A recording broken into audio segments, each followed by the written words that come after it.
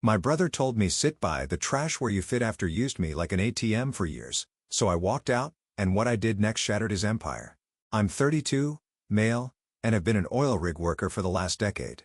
Not talking about that cushy offshore management. I'm talking actual steel and sweat work where one wrong move means someone doesn't go home. 14-hour shifts in weather that would make office workers call in sick for a month.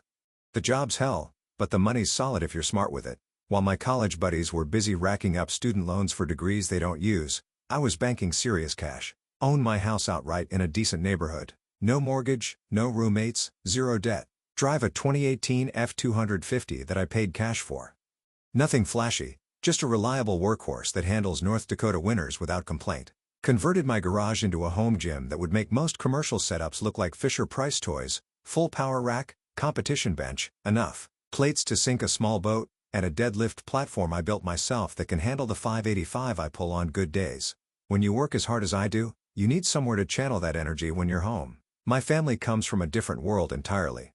Dad runs what he calls a real estate agency, which is really just him flipping foreclosures on credit and crossing his fingers the market doesn't hiccup. Hasn't turned an honest profit since 2012, but still drives a leased car and wears those ridiculous slim-fit suits that make him look like he's being slowly digested by a snake.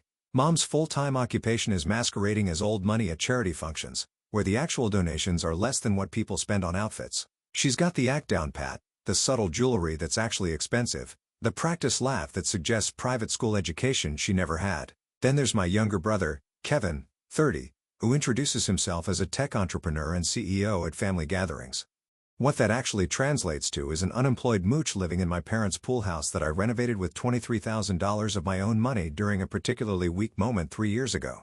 Kevin still lives in our parents' finished basement, rent-free of course, and has the audacity to call it his startup incubator, even though the only thing incubating down there is the mold on his unwashed clothes. Dad introduces him as the CEO's son at church functions, while Mom still does his laundry and cooks his favorite meals every Sunday. They treat him like he's the second coming of Steve Jobs. Meanwhile, I'm just the blue-collar disappointment who pays for everything but gets zero respect. The family ATM with a pulse. Since 2017, I've kept track in a spreadsheet like the idiot I am. The damage, $12,500 to Dad for business taxes he forgot about. $8,800 to Mom for her emergency surgery, cosmetic dental work, and Botox, $27,600 to Kevin, spread across 11 different ventures that all evaporated like morning dew. That's nearly $49,000 over 5 years that just disappeared into the family money pit.